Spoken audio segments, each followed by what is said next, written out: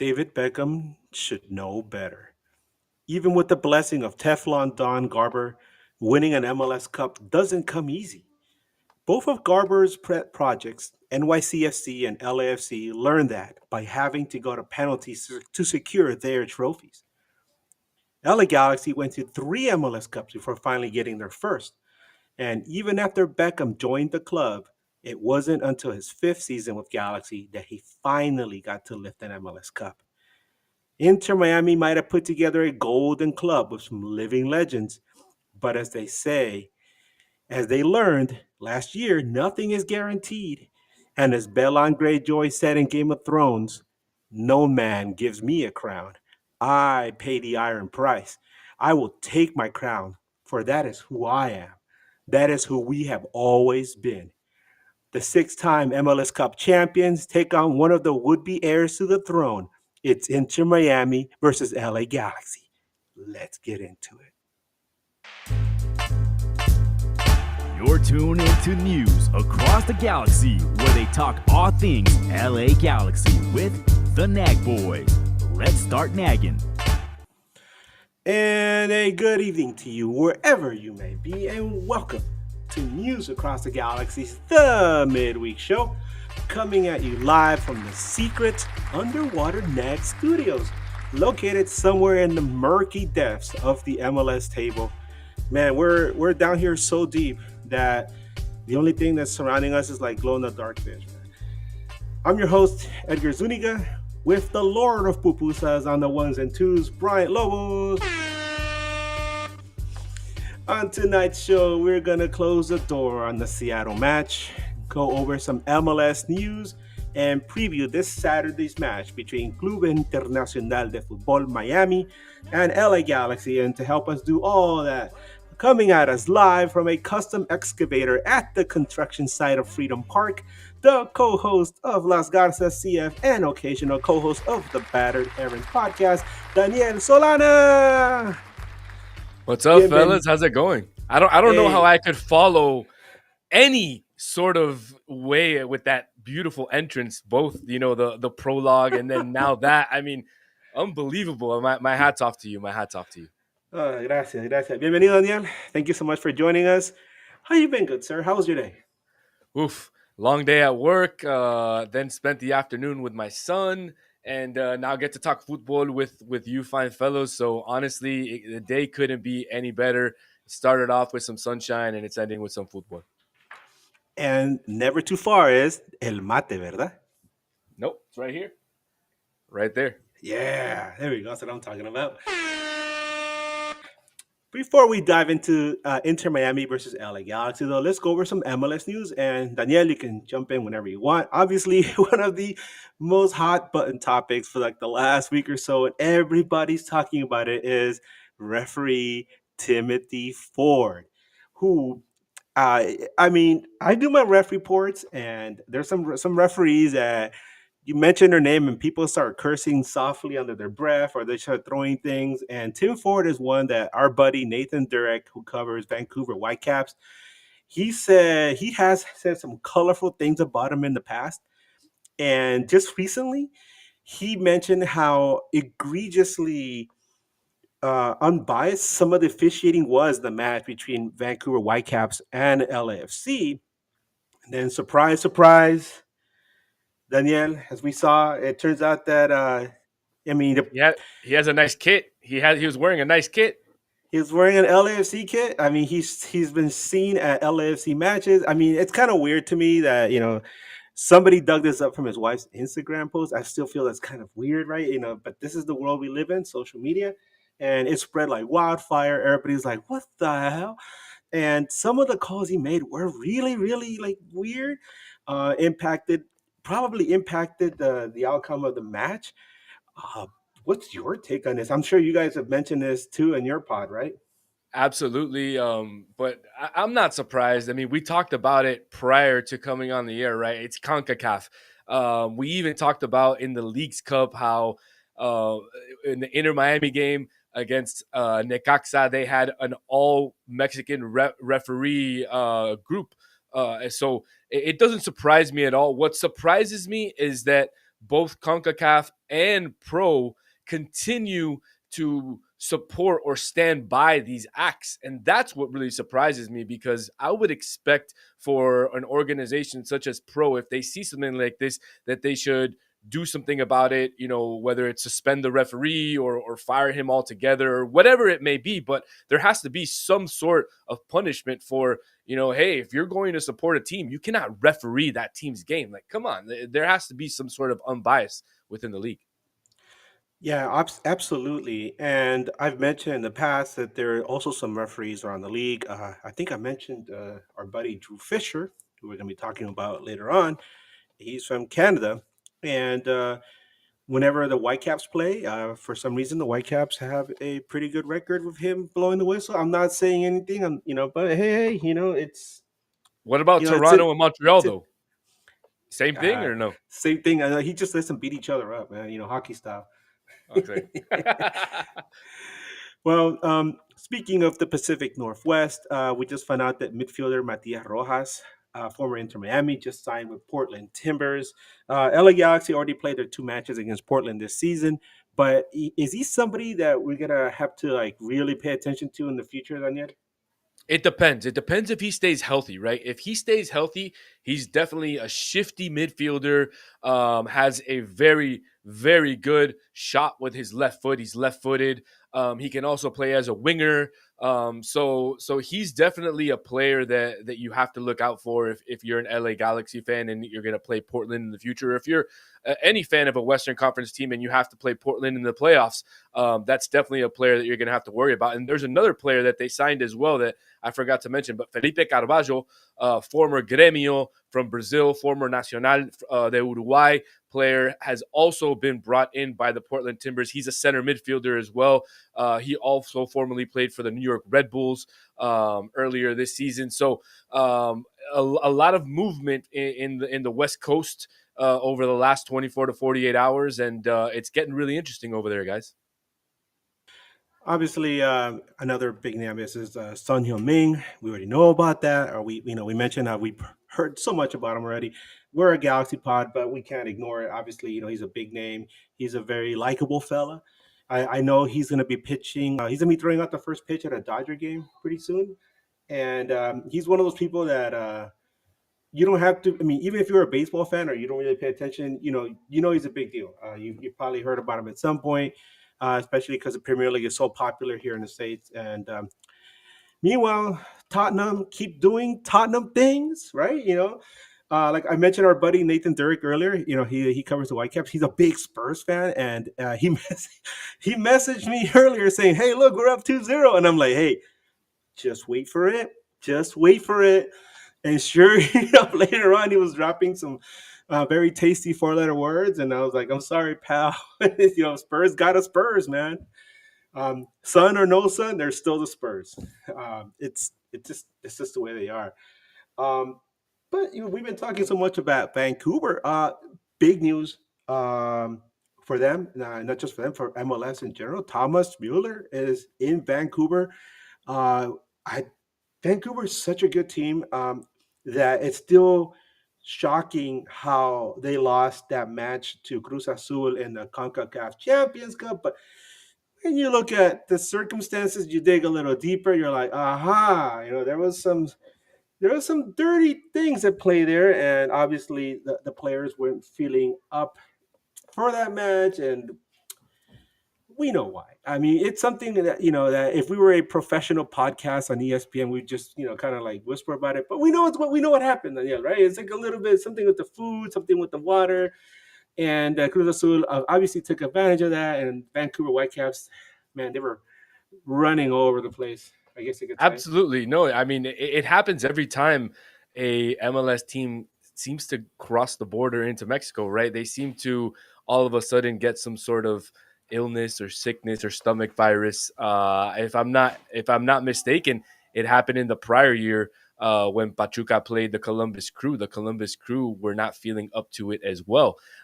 So it's rather interesting that every time an American team passes the border, at least in clubs, right? I'm not talking about the U.S. men's national team because we know there's been plenty of wins over at El Estadio Azteca in the past. So in terms of clubs, yeah, it's kind of weird. Yeah, you would think these clubs would learn a little bit from the history, but Take your own uh, water, take your own chef. yeah, take your own chef. And apparently, like when they went down there, they're like, "Hey, can you guarantee your food will be okay?" No, señor, no problem, señor. They're Canadian. They're very friendly. So Canadians are like, "Ah, we'll be okay. We got no issues with Mexico." And next thing they're being run out of the final. But somebody like Thomas Mueller, I feel it is a very important piece that I think it pushed them over the edge to being a serious MLS Cup contender. They're a very good team already. Um, and I really think this is like an important piece. It almost kind of reminds me of the 2011 MLS Cup champion Galaxy squad, where they were a good team already, and then they added Robbie Keane in the middle of the season, and he was just the right person at the right time to come in and give them that extra little push. Obviously, nothing is a given, but definitely a huge push for them. Real quick, we're gonna close the door on the Galaxy versus Seattle match. Obviously, it was a really ugly game for Galaxy fans. Um, the wins over Club Tijuana and the draw over Cruz Azul and the suffocating victory over Santos Laguna propelled LA Galaxy into third place of that MLS Leagues Cup table. And of course, Seattle pulled off the most shocking defeat of a Liga MX club ever, eviscerating Cruz Azul 7-0 at Lumen Field. And they got some revenge because they faced each other in the Champions Cup where Cruz Azul beat them. Um, but now, the way things are set up, it means that if both Galaxy and Sounders win their quarterfinals matches in the Leagues Cup, they're going to face each other later this month. Now, after watching this last match, I don't know. At first I felt a little confident. Maybe El Galaxy can go in there and make some noise. I don't know anymore. The weird thing is that we are exactly 75% of the way through the MLS season, and it's shocking to me that Galaxy and Sounders just face each other for the first time since the 2024 MLS Western Conference Final. MLS scheduling has always been kind of screwy anyway, but ramming Leagues Cup into the middle of the season just complicated things. I feel that after the disappointment of losing the Galaxy in the playoffs, Seattle has been able to rebound pretty good in 2025. I mean, they have some serious, a bunch of injuries to some various players, including Jordan Morris, Albert Rusnak, Stephen Fry, but it doesn't really matter. They're such a great team that they outclass LA Galaxy, overwhelmed them completely. And Brian Schmetzer, he hears a little voice in his back pocket, and it's Greg Vanney. He continues his dominance over Greg Vanney. And then obviously, although mathematically Galaxy is still not eliminated after this loss, it's practically impossible for them to qualify for MLS Cup playoffs unless some like really crazy stuff happens. And that's just the way it is. But the one thing that really sticks to me though is that with this victory, Seattle becomes the only team in MLS history to not have a losing record versus LA Galaxy at Dignity Health Sports Park. It's lucky sevens for Seattle as they now have 7 wins versus 7 wins for the Galaxy with 7 draws between both clubs at the Dig. They're the only team that can say that. It just goes to show that Seattle is a team that has gone on to become one of the greatest rivals for this Galaxy team. But tonight, we're not here to talk about Seattle versus Galaxy. We're here to talk about Inter Miami versus LA Galaxy. And this is why we're joined by Daniel. So, Daniel, it's impossible to not go one week, some may even say a day, without hearing some news regarding Inter Miami. The club has been under a microscope since Lionel Messi and his pals joined the club, with De Paul becoming the latest one to join the party. Nevertheless, it hasn't been smooth sailing for the Herons, for Las Garzas. How would you describe this season, and what do you feel has held Miami back from living up to expectations? Wow, that's a bit of a loaded question there, but I'm gonna do my best to try and answer it the best that I can. So far, Inter Miami season, it started off fantastic, right? They went undefeated in the preseason, then they started the MLS, and they had a little bit of a rough run One of the biggest stories this year has been Luis Suarez not living up to the expectations that the fans have wanted him to live up to in terms of his goal scoring. Although he has been really good on the passing side, with leading the team with 10 assists and also being in the top three in assists in the league. But then Inter Miami went into CONCACAF Champions Cup, and like you said it, Vancouver gave them a nice thrashing in the semifinal. After Inter Miami got through, all the way, basically only playing MLS teams. After they beat the Jamaican team Cavalier. And so they lose that. And obviously, Inter Miami fans are upset. They're upset, and rightfully so, because the way that Jorge Mas and company framed their ownership and framed this was that they were bringing Messi. They were going to win trophies, a lot of trophies. And so far, they've only won one trophy, and that's that 2023 Leagues Cup, that everybody remembers, with that historic penalty shootout, going to 11 penalties, and Drake Callender making his, and then blocking the Hey, you Columbus, did or get the the national supporter goalies. shield though. You did get the supporter shield, right? And you We got Georgine Fantino to come and hand it to you. We did, and therefore we were able to get into the Club World Cup. But we had a very Yeah. successful Club World Cup. Sorry. Other than that, it Go on. Sorry. hasn't been that great. That it hasn't been that great of a season in terms of what Inter Miami fans have expected of the team. But they are sitting in a interesting position with 3 games in hand, and now, like you said, we have LA Galaxy coming over to play us at home. So it's going to be a really interesting game on Saturday. I think Inter Miami has a lot to show, especially with Lionel Messi possibly being out for the game. But we'll get into that in a little bit. Yeah, Danielle, you're not the only Danny, covering Inter Miami. We talked about our good buddy Danny. You know, he's mentioned in the past, in conversations and during some of our shows together, that he felt a sense of jealousy watching LA Galaxy defy the odds and not only go on to host MLS Cup but win MLS Cup. Um, which kind of made me laugh a little. I was like, really? Okay. And then it just happened that Dodgers beat the Yankees. So yeah, yeah. So anyway, do you feel that this season will be a disappointment if Miami doesn't at least get to MLS Cup?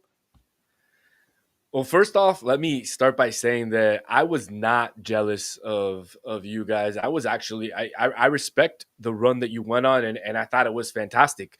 The front office put together a great team. Bringing in Ricky Puig, bringing in Paintsil, and bringing in other players as well as one of my favorite MLS players of all time, in Diego Fagundes. So look, I was extremely happy for you guys, and respected exactly what you guys did. Now, going over to Inter Miami, do they have to make the MLS Cup this year? Absolutely. There's absolutely no excuses. You've got Messi, you've got Suarez, Busquets, Alba. Now you added Rodrigo De Paul, which you mentioned a little while ago. That's a roster that's essentially stacked with world class talent that most MLS teams haven't even sniffed. And that's something to really talk about. So this front office has really invested heavily. They've built for the present. They built to win now, and really they need to show that dominance, and they need to do it now, not next year, not in 2027 when Messi could possibly be here or not. So I'll tell you this: if this group falls short, it's not just a wasted season, in my opinion. It's an absolute wasted window, because it's been 2 years since we've had these players. And like you said, we've only won the 2024 Supporters Shield. So these guys aren't really getting any younger, and we've seen the physical gaps with Busquets, with Jordi Alba, with Luis Suarez predominantly. And at this point, it's MLS Cup or bust for Inter Miami. So another one of the talking points earlier this season was uh, whether or not Leo Messi was going to stick around with Inter Miami. And there was a lot of stuff going on. There's a lot of drama here, a little drama there. I mean, it just makes things a little spicier, right? But in the end, obviously, he signed the extension. What's the significance of having him sign that extension? And did you feel that all that drama was warranted, or do you think it was just something that was going to happen regardless of drama or not? Well, first off, he hasn't signed the extension yet, so he hasn't signed anything yet. It's still rumored that it should be signed, within the next few weeks. But we've been hearing that for a while from the front office and from outside folks. So I do expect it to happen, especially now with the Rodrigo De Paul signing. I think that basically solidified the fact that Messi's going to stay here. Obviously, it's rumored that he's going to sign for an additional 3 years, but with an opt-out clause after each year one and year two. Now, the significance of it, it's huge, right? What Messi has already done for Inter Miami in terms of putting Inter Miami on a global stage. I get retweets from people from India, from people from China, from people from Korea, people from Russia. It's absolutely nuts. I don't know if you guys saw the Coldplay video where Messi's up on the big screen with his wife. Well, I took that video. That got 14 million views just on X. Whoa, 14 wow. million on Instagram. It got over 250 million views. That goes to show you what Messi does and how he moves not just the soccer world, but he moves the entire world.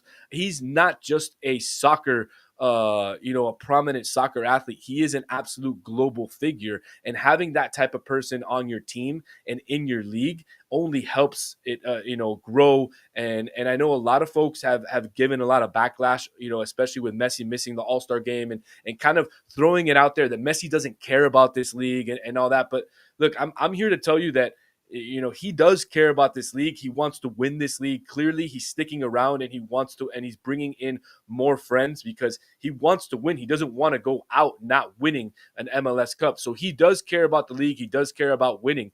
And, over the next couple of years, you're going to see more of that. Right. Let's be clearly honest about the All Star game. We mentioned in previous shows how it came at a time where it was such a busy summer of soccer, right here in the States. And in the middle of all that, here's this MLS All Star game thrown in the middle of the week.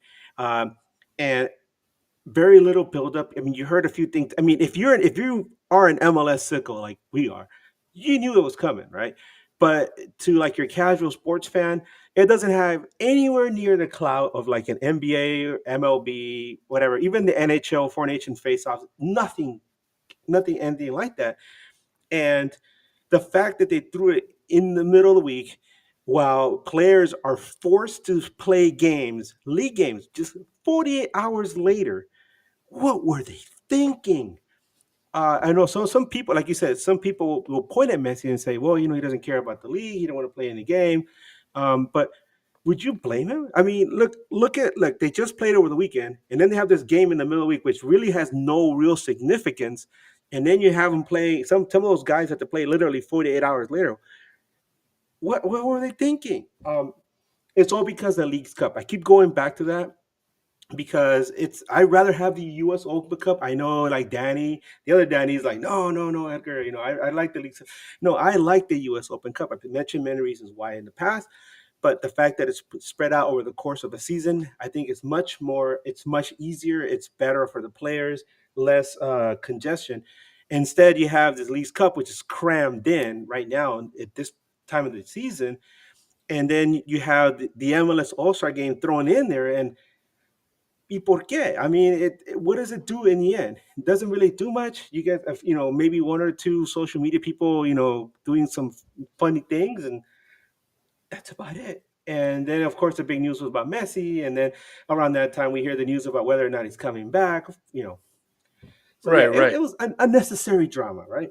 100%. I mean, I can't agree with you more, and I was very vocal about it on social media and giving my point of view and the fact where I thought Messi was really making a stand against the league and saying, no, I'm not gonna go and I'm not gonna be a puppet in your parade or in your circus and just go out there and stand around for 10, 15 minutes. I mean, he's not going to disrespect the game like that by just going out there and not giving it his best. Unfortunately, soccer is a game where, a lot of it requires a lot of physical, a lot of your physical to play the game. Not like baseball where you stand around for 9 innings and those guys can cram an all-star game in the middle of their season, or like basketball where they give the players an entire week off. You mentioned it, Edgar. These guys played Saturday or Sunday, then they were out there Monday, Tuesday, Wednesday doing their media rounds and all that, and having on Tuesday the All-Star stuff with I Show Speed and Clint Dempsey, which again I thought was ridiculous. I mean, I understand why they did it, and I thought it was fantastic in terms of marketing. But to me, I thought it was disrespectful to the game. I thought you should put actual football players within there and not these social media icons and stuff like that. So look, I think at the end of the day, if they want to do an all-star game, they should do it at the end of the season, like how football does it, where it's another sport that requires a lot of your physical nature to go into the game. So that's just what I think. I think they need to move it to the end of the season, or just get rid of it all in all, because at the end of the day, like I said, it's just a circus, and they're just moving these guys as puppets. Or you could do with one of my ideas that I had, which, the TST, the soccer tournament, have it something like that. Break it up into four different teams. They don't have to play full 90 short games, and then at the end, tell them, hey, there's a cash prize, and a trophy you get to lift. It'll be fun, and you have a third and fourth place game, and the games aren't too crazy, and it'll be just fun. And you can have 14 captains or whatever you want to do with it. There's so many options. I just feel uh, like the Four Nations challenge at NHL to me was amazing. That's fantastic. I think the NBA is even looking at that now as an example of something to do for their All Star format. Well, if they want to I play Liga MX, why don't they do like a three leg matchup or whatever, where they play one game in the United States, one game in Mexico, and one game in like a foreign country, a neutral site, and you do that at the end of the season, and that's how you make money off of it, because you're gonna have people that go to the game in the United States, people that go to the game in Mexico, and then you market the other one as this big championship game. Exactly. Yeah. Take it somewhere else and market both Liga MX and MLS and make it a lot of fun, right? Exactly. And so we have a super chat, by the way, and this one's you. I mean, I think you already answered this one, but let's hear that. Let's hear that Ricky Pooge. Whenever you hear that, by the way, Daniel, that is us sending some healing power to Ricky Pooge, so Oh, his I knee thought gets I better. thought that was the sound when he goes like that to his hair. That's the sound that it makes. It could be too, because the guy's got amazing hair, right? He does. Um, Adam, $5 super chat. He asks, and I think you already answered this, but he asks, will it be a success if Miami? Okay, will it be a success if Miami doesn't win MLS Cup with Messi or go to MLS Cup final? Yeah, just to answer it again, I mean, it would be an absolute debacle, an absolute debauchery, and the Inter Miami fans would go absolutely nuts and revolt if they don't go to an MLS Cup final with Messi on their squad. I think I was clear, right? Yeah, that's pretty clear. So we've been talking so much about Messi and his pals. We mentioned them. It's Miami's a very fearsome squad now.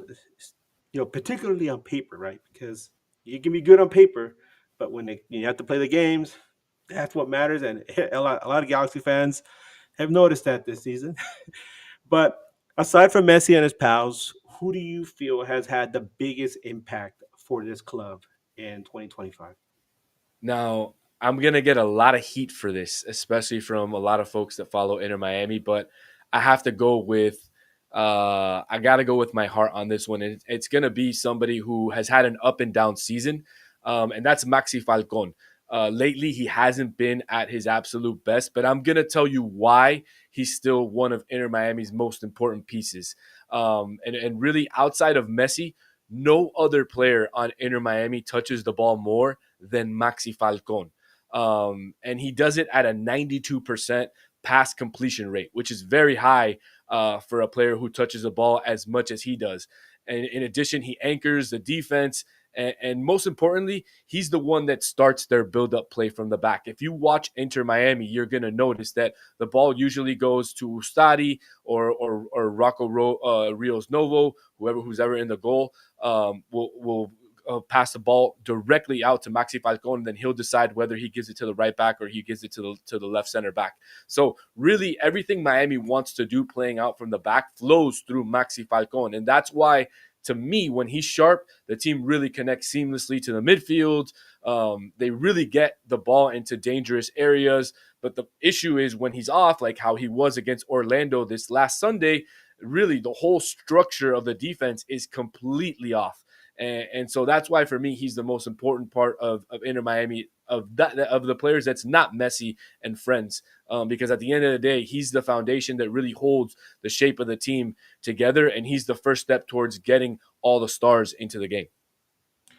So out here in the West, we obviously we know about Messi and we hear about him all the time. But when you start to look at some of the other players, one of the players that um, always stuck to me was like being an impact player was Drake Callender, but obviously he hasn't been a starter much this year. You got Oscar Ustari, right? Between the pipes. But what happened with Calendar? Because it seemed to me like he was a pretty solid goalkeeper. How did he get this place? And I mean, I was kind of shocked that he ended up going to Charlotte, who already has, arguably one of the best goalkeepers in MLS. Yeah, I mean, I think the Drake Callender situation is an interesting one, right? There's a lot of reports saying that Inter Miami mistreats or doesn't treat their American-born players as equally as they do to their foreign-born players. I think that's absolute garbage. I think everybody gets treated the same. Everybody gets the same, chance or opportunity at practice, and you have to show what you do at practice. Unfortunately, coming into this season, Drake had to compete. He had to compete with Rocco. He had to compete with Ustadi. Ustadi beat the other two of them out at the beginning of the season. He was the better of the three at the beginning of the season, although a lot of fans were upset. A lot of fans really, really love Drake Callender and really think that he is the best player to ever pass by this franchise, not named Messi. I'm not one of them. Unfortunately, I don't think Drake Callender is as good as a goalkeeper as a lot of folks think. I think he's an average goalkeeper at best. He's not very well with his feet, and he has a lot of mental mistakes. And not only that, he doesn't know how to come out playing from the back. He doesn't know how to direct the defense as a goalkeeper on certain plays. But I will give him this: under the sticks, he is a fantastic goalkeeper. He does a pretty decent job coming out, on a one-on-one. But overall, I'm a little dumbfounded as you in terms of where he went, because Kalina was goalkeeper of the year last year, if I'm not mistaken. And so he's leaving Inter Miami, possibly because he just didn't want to be here anymore. And Inter Miami just found him a destination, that was the easiest to let him go.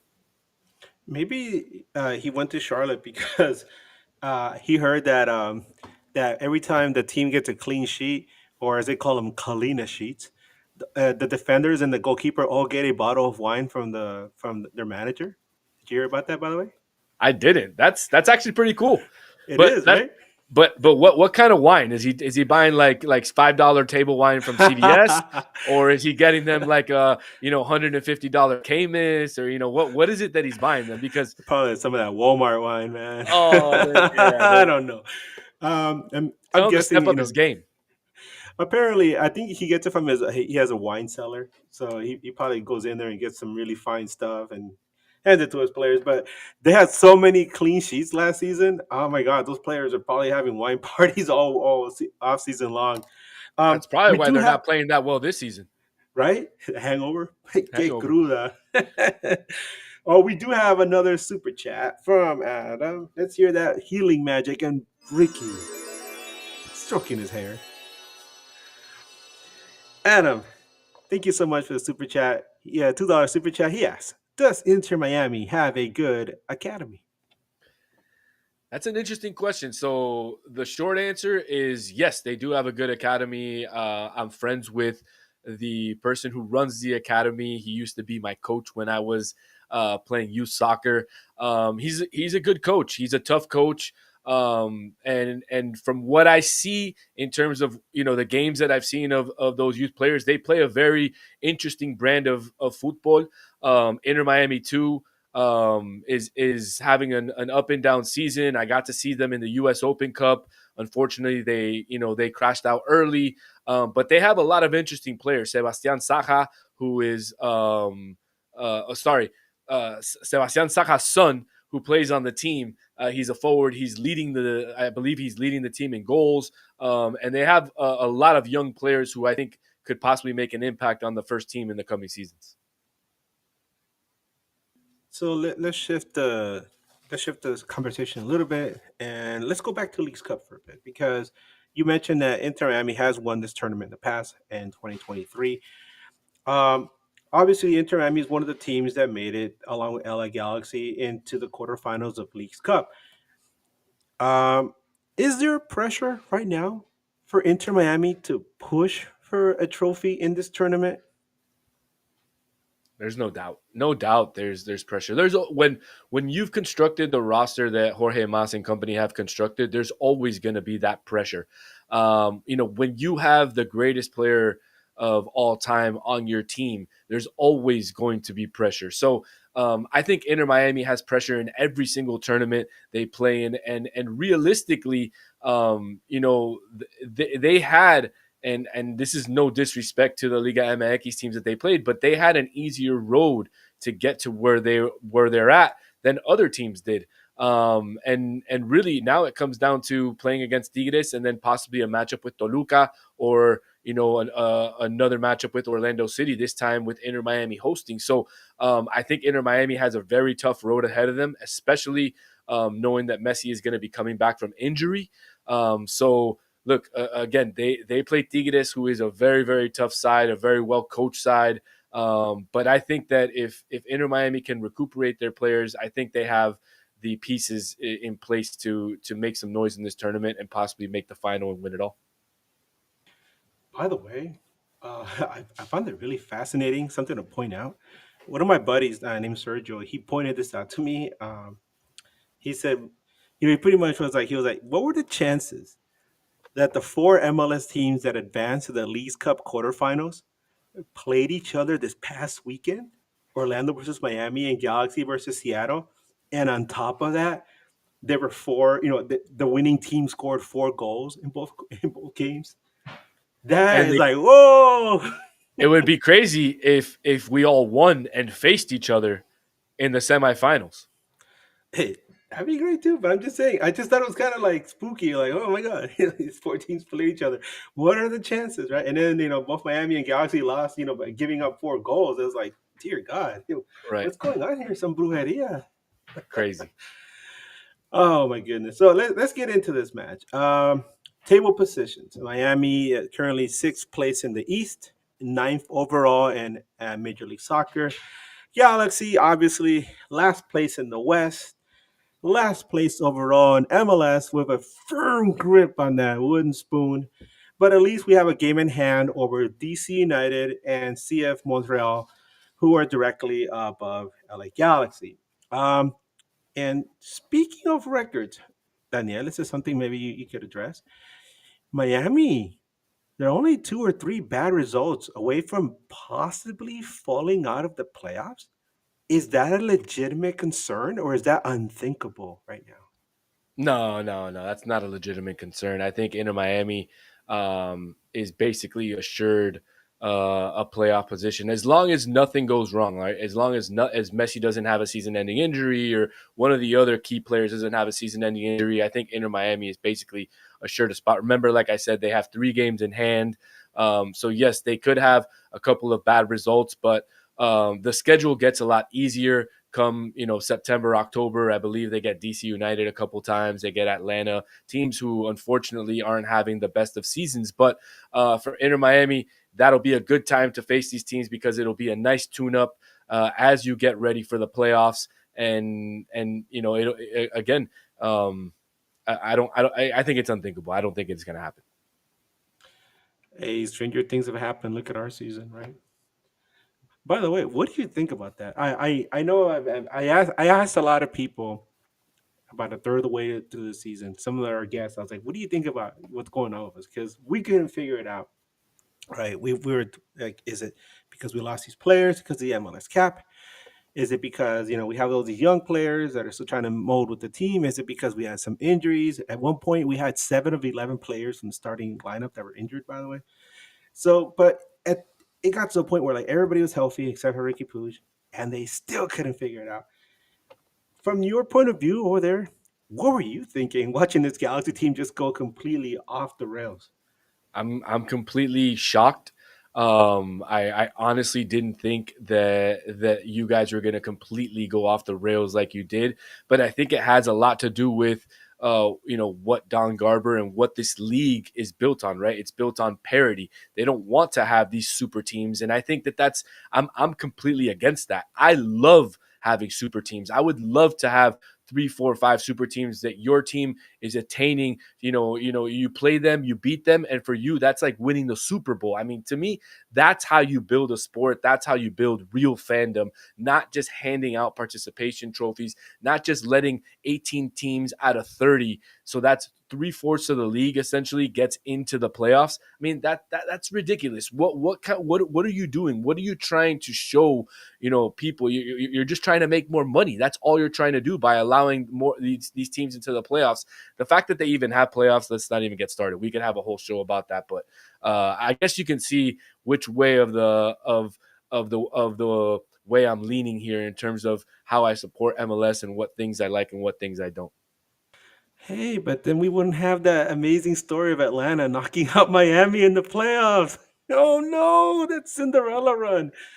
Oh, I mean, it made for intriguing football, right? And a lot of people are saying, hey, that goes to show that you have to play hard in the playoffs to earn a trophy. But like you said, there's the argument where it's American sports, and you have that playoff system which is ingrained into American culture, and then you have the more traditional where it's like, hey, you bust your ass the entire season to finish top of the league. And yes, you get the supporter shield, but it's gotta amount for more than just that. You're the champs, right? I don't know. It's a conversation, like you said. We could probably go on and on and on for a while and go back and forth and have good points for both. But this is MLS, and this is what we have, right? Referees and all. So all-time records between Galaxy and Inter Miami. Obviously, they barely play each other. They've only played each other twice in the regular season. Galaxy has one win, which was on the road in Miami. Miami has 0 wins, and there's just one draw. The last time these two teams played each other was in the 2024 MLS season opener, which was on February 25th, 2024, which ended in a 1-1 draw between Galaxy and Miami. Here's the funny thing: the match was marred by dodgy officiating by replacement referee and part time DJ Gabriel Ciampi. He awarded a he did award a penalty kick to LA Galaxy early in the match, which was taken by Ricky Puig in the 13th minute, but it was saved by Trey Callender. Really nice save. The shot wasn't so good, but Calendars, you still got to make the stops. A goal by Dejan Joveljic in the 75th minute off a pass by Mark Delgado. Both guys that are no longer with the club broke this very tense stalemate. Unfortunately, Delgado was the recipient of a controversial second yellow card in the 88th minute, leaving Galaxy with 10 men, and the match was then extended for 7 minutes, or until Messi scored. Alas, the match ended with a frustrating 1-1 draw for Galaxy fans. But it's not how you begin the season, Daniel. It's how you end it, which was lifting a record sixth MLS Cup just over 9 months later. Um, the last time, like I said, the last time Galaxy beat Inter Miami was at Chase Stadium on April 18th, 2021, when a brace by Chicharito, remember him? And a goal by Sacha Clayson, who's now persona non grata around these parts, were enough to overcome goals by Robbie Robinson and Gonzalo Higuain. What happened to him? Yeah, what did happen to Higuain? I know we've heard all kinds of stuff about him, but how did He's things fall eating apart so fast? he's eating empanadas and smoking cigarettes. Oh man. Player availability report, Daniel. Players out with injuries questionable. Any players possible suspension? What you got for us? So yeah, I mean, I can tell you, Messi was out there training with the guys today, which is obviously a good sign. But I'd still call him questionable for Saturday, just because he's back with the group doesn't automatically mean that he's ready to play a full 90 minutes. And you know how Messi is. He's 90 minutes or nothing. So we'll see if he maybe will play, 15, 20 minutes on Saturday. Alan Obando is another question mark, but he's barely played the season anyways because of a rash number of injuries that he's had. His latest injury is a hamstring problem. He was questionable for the last game. He will probably remain questionable for this game as well. In goal, Ustadi was questionable last weekend, although he did end up starting against Orlando, and he had probably his worst game in an Inter Miami uniform this year.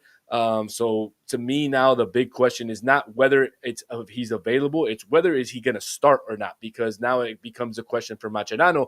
Does he go with Ustadi, who had a terrible game, or does he go with Rocco Rios Novo, who has had a fantastic run while Ustadi was out? So on top of that, news, you have Federico Redondo, who's off to Elche. He won't be available for the team. And then, like you mentioned, Drake Callender heading to Charlotte will not be available for the team as well. So other than that, like I said, everybody trained except for Rodrigo De Paul. But don't worry, folks. He'll be there this weekend. He was just out dealing with some visa paperwork. So yeah, just about that. It's close to a full squad. It's a short squad because we have players who have been sold out and we haven't made any new signings. But other than Messi and Obando and Ustadi, that's about it. Yeah, over here on the Galaxy side, obviously Ricky Puig is still well. He's still out with the knee injury. Although we've seen him training, he's been dropping hints that he will make a comeback in Leagues Cup. So it's something to look forward to. I'm not sure whether or not he'll make the trip because obviously he might want to go out there just to hang out with his old pal Lionel Messi. Both graduates of La Masia. Questionable for LA Galaxy is center back, Colombian center back Carlos Emiro Garces, who's dealing with a lower leg injury. He's turned out to be a very important part of the defense. Once again, after having a very shaky start of the season, he's had a pretty good Leagues Cup and was one of the reasons why LA Galaxy found some success in that tournament so far. Having him back would be amazing, but like Greg Banny said earlier, it's still up in the air whether or not he'll be back. Uh, as far as suspensions or fines are concerned, Edwin Cerrillo, Carlos Garces, Isaiah Parente, and Gabriel Peck are all one yellow card away from a suspension and fine. Um, I can tell you on Inter Miami side, we have a bunch of guys as well with 4 yellow cards. Talasco Segovia, Luis Suarez, Yannick Bright, Jordi Alba, and Noah Allen all have 4 yellow cards and are at risk of a fifth. oh my god, isn't that crazy? Like you guys are like you start getting one, two here and there, and then next thing you know you got four, and you're like, oh my god, got one left, and then you're in that stretch run of the at the end of the season, and you're like you can't afford to lose anyone at this point. You got to have all your guys in there. Oh man, make for a really dramatic stuff. Um, Tactically speaking, LA Galaxy has been a mess this year.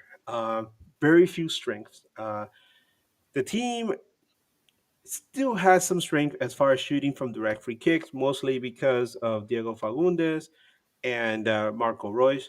The team also focuses a lot on counterattacks, but my God, when you're talking about weaknesses, there's so many here. Um, they have a very difficult time finishing scoring chances. They're terrible at aerial duels. They're very bad at stopping opponents from creating chances. They're terrible down the middle on defense. They're terrible along the wings on defense. They're just really deplorable defending against long shots, and they constantly make a lot of individual errors. Style of play, Galaxy likes to attack down the right, although they've been trying to push a little bit down the left. Um, they take a lot of long shots, short passes, and they try to spread the field as much as possible. One of the things that they've had a lot of issues with, especially as of late, is trying to overcome the press. If you press this team and you force them into their third of the field, their defensive third, they have a very difficult time getting the ball out.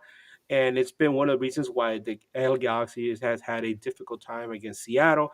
And they had a really difficult time with this against Cruz Azul, and makes me wonder if Inter Miami is going to do something similar to try to pressure the Galaxy into committing mistakes. What can you tell us from the Miami side of things? How Miami set up tactically? So Miami usually sets up either in a 4-4-2 or a 4-2-3-1. It really just depends. Lately, Macherano was going with the 4-4-2. Once they added Rodrigo De Paul, they shifted back to a 4-2-3-1 where you had a double pivot of Bright and sorry, I blanked for a second. And Busquets, really, what they like to do in the 4-4-2 is they like to keep compact and overload the central part of the midfield, and then they like to press with the forwards when they lose the ball. When they play the 4-2-3-1, what it does is it really adds the flexibility. It gives them the ability to have the double pivot and keep them, a little bit more secure defensively, which has been one of their biggest weaknesses this season. In terms of what they try to do, really, it's mostly a possession first approach, with a very clear focal points depending on who's available, right? It depends. If Messi's available, then it becomes a very Messi centric attack. When he's not there, it's a little bit more spread out, and they depend more on Luis Suarez to drop into the midfield and look for Tadeo Allende, look for Telasco Segovia, look for Jordi Alba on the wing.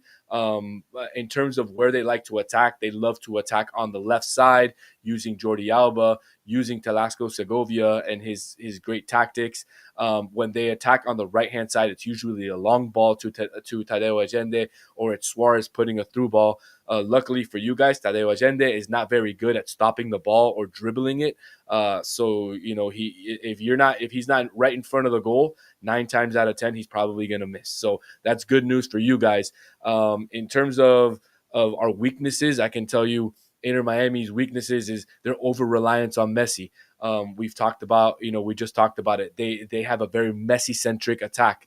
They're very, very vulnerable on the defense. They like to build up from the back, but it's a big risk because they sometimes do very childish mistakes, and that leads to counter-attacking other goals or very easy goals. We saw it this past weekend with Luis Muriel from Orlando City almost scoring a goal from midfield off of a very bad clear from Oscar Ustari. The other thing is our depth and our injury concerns, right? Over the season, we've had a lot of injuries. Right now, we look to be very healthy, but we don't have a lot of depth in a lot of our key places. We don't have a lot of depth at right back. We don't have a lot of depth at right wing or left wing for that much. The other thing is our physical matchup. Sometimes Telasco Segovia is not the most physical. He commits a lot of fouls. Busquets is the most fouled player on Inter Miami for if that surprises you. So those are really our strengths and weaknesses and kind of like how we like to play. As far as LA Galaxy, our top players obviously this season has been Marco Reus, 5 goals, 8 assists. Gabriel Beck, El Brasileiro, 4 goals, 5 assists. And Joseph Pinto, Diego Fagundes, paisano. Christian Ramirez, 4 goals each. And then as of late, Mateus Nascimento, muchacho from Brazil, has been doing pretty good. And he's one of the players to really pay attention to. By the way, Daniel, if you haven't gotten a chance to look at him, he's a young kid, came from Botafogo, and he's got a little bit of promise on him. He could, I think, a lot of people are saying that he's probably going to have a very good 2026 season. The Galaxy, I mean, God, our defense is it is what it is. It's like I said, the defense is very soft up the middle. They're soft on the edges. It's a strange thing, and it's because there's so much pressure on the defense. The Tactically, the team is stacked like a 4-1-2-1-2-1 or something like that. It's like it's weird. It's like kind of like a diamond formation in the middle. You have you have your CDM, your two wingers, attacking mid, kind of, and Royce, and then you have your wingers and a forward. But it's very malleable, and it changes depending on what kind of pressure the team is feeling. Um, the biggest concern with this team is that in the past, they were very successful at distributing the ball out to Peck and Paintsel on the wings, who obviously can use their speed to cut around, cut the corners, and try to create some chaos in the box. But right now, there really isn't anybody that does that. And Vanny has been trying very hard to have the team try to play the ball up the middle and try to create attack in that way. And it's kind of weird because you have these two speedy wingers, And a lot of times, by the time they do get the ball, at that point, it's already too late. They have one or two defenders that are already pouncing on them, or they give them the ball in a situation where they really can't do much of it, and they have to play back all the way to the defense. And at that point, it's just a mess. So the LA Galaxy team, a lot of people are looking at Ricky Puig and saying, "Oh, this guy's gonna come. Hopefully, he fixes everything." But it's not that simple. I don't think Ricky Puig is gonna show up and fix everything for this club. It's just they're a mess, and there needs to be some changes for next season. But we're talking about the now, and I think this game against Miami, it could be very tight, or it could get really ugly, really fast for LA Galaxy. Um, Having heard all this and sharing some tactics, uh, Daniel, I know you kind of hit on this a little bit already, but actually, you know what? Before we get into that, let me address the super chat because Adam put another super chat in there, and I want to leave it hanging for too long. Let's hear some of that Ricky Puig hair. He's like one of those. He's like one of those ponies, like a brony, right? He like puts his hair in it shimmers. Adam, $2 super chat. Thank you so much, Adam. Sorry it took so long to get to it. He asked Daniel, who do you have going versus Miami in the conference final? Wow, look at that. I mean, it's tough, but I'd have to say, depending on how the groupings match up, obviously, I would like to say, to me, the most attractive Eastern Conference final would be Inter Miami versus Cincinnati. I think those are the two best teams in the Eastern Conference today. But we'll have to wait and see, right? Columbus Crew just added the striker from Al Ali, if I'm not mistaken, Wesam. I forget his last name. But they just added him. He just got his visa approved. They're adding another, player. And look, I think the East is pretty wide open right now. There's a lot of teams. Orlando is playing fantastic with Ojeda and Muriel and Angulo and Palisic. I mean, it's the Eastern Conference is stacked this year, guys. Yeah, you're talking about Wissam Abu Ali for That's the Columbus guy. Crew. Yeah. So yeah, no, I mean the East to me, I always Danny would get mad at me. I always tell him to me the East is top heavy, but it's I mean any one of those clubs could end up being winning MLS Cup because that's how strong those teams are. And the fact that Miami isn't at the top right now shows you just how difficult it is to be the top dog in the East because any one of those teams will like knock the taste out of your mouth when you least expect it. Um, so going back to my question, Daniel, we share the tactics and how the clubs are stacked up against each other right now. What will it take for LA Galaxy to defeat Inter Miami this time around?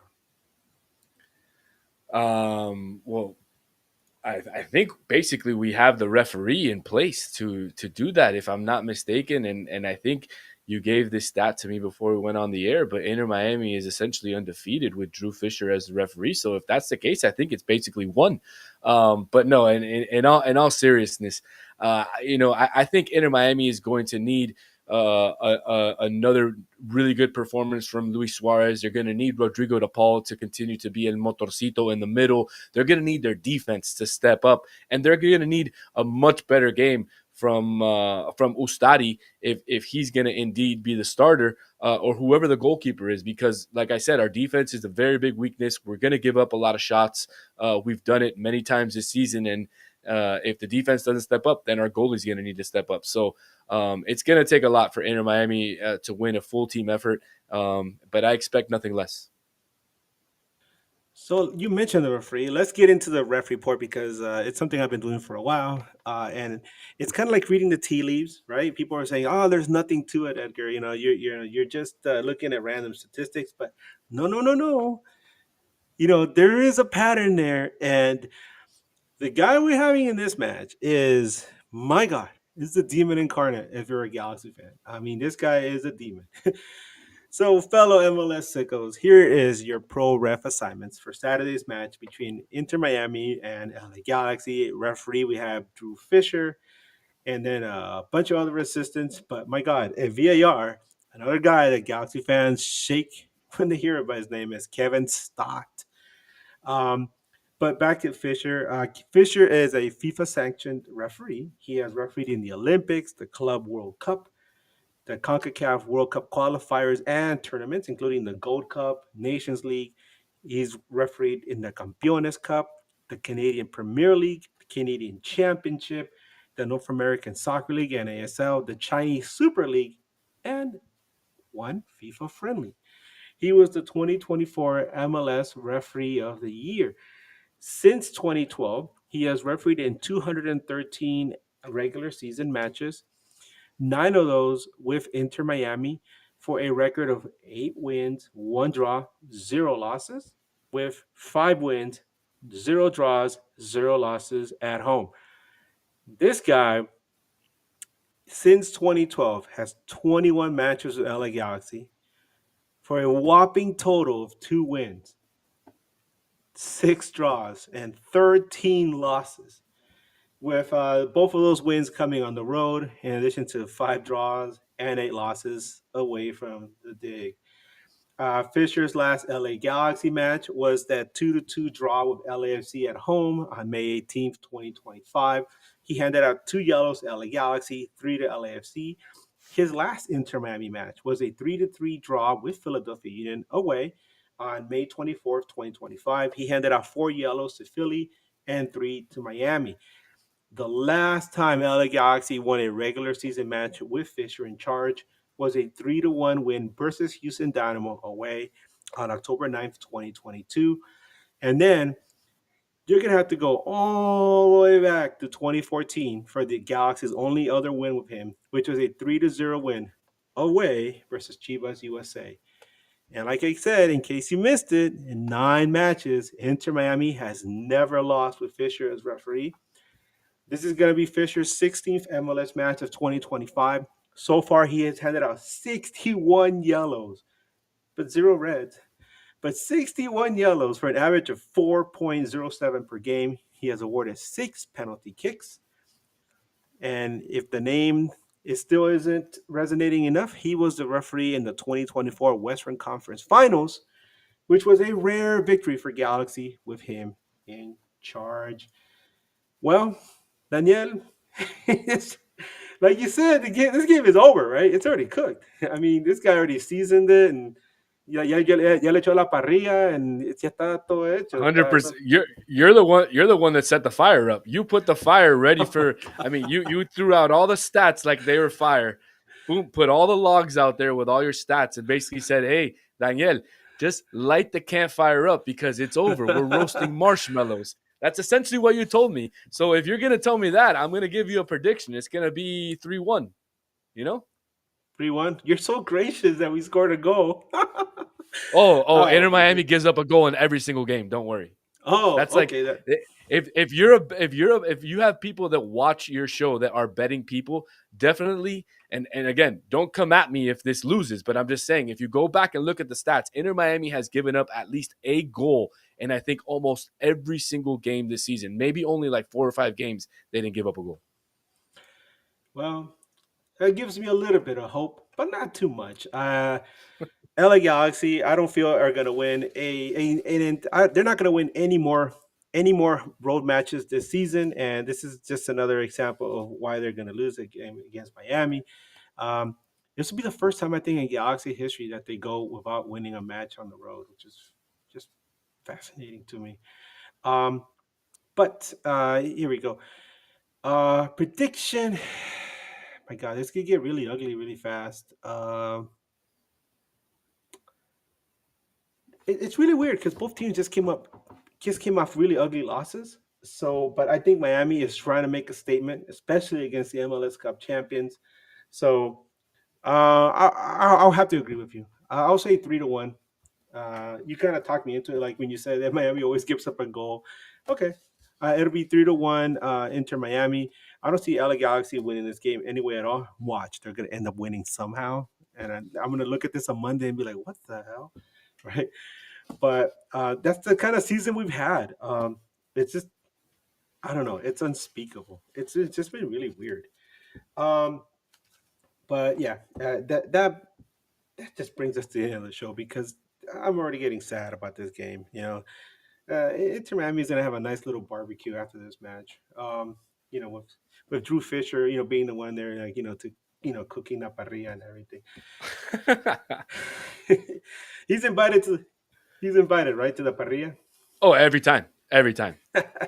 Oh, but he's got to give us a penalty, man. Inter Miami is the only team that hasn't been given awarded a penalty in MLS season this year. You're kidding me. Nope. No way. Yeah. Well, this guy has he's awarded 6 penalties this season, so there you go. You're gonna get one right there. Hopefully. Um, so we have another super chat. Yay! More healing powers and hair for Ricky Fuge.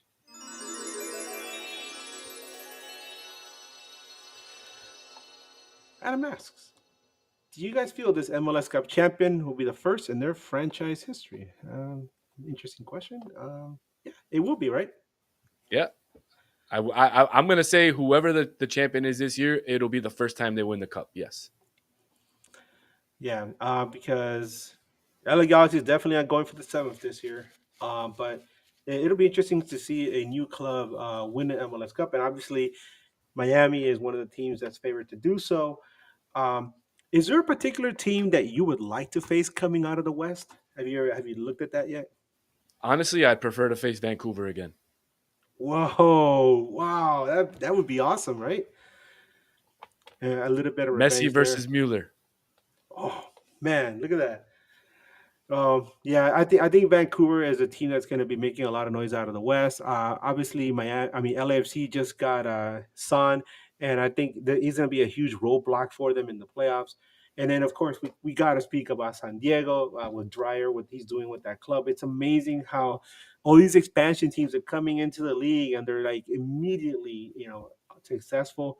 Um, and well, actually, Miami didn't get that right. Miami came in and they struggled a bit, but San Diego, it looks like they learned from all these mistakes and they came in like roaring like a monster.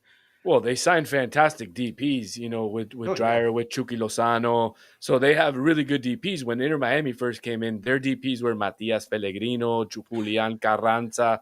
I mean, guys that Matias does, no longer plays, in the MLS. Carranza either. He had a good, stint with Philadelphia, but overall, I mean, you can't compare. San Diego is miles ahead of what Inter Miami did their first season. we have another super chat for you, Daniel. Look at that. Look at that. Love it. Adam, $2 super chat. Thank you so much, Adam. We really appreciate it. He asks, can I get Daniel's thoughts on the team across town? And we're not talking about Orlando because that's across state. We're talking about the noisy neighbors down the road. Miami FC.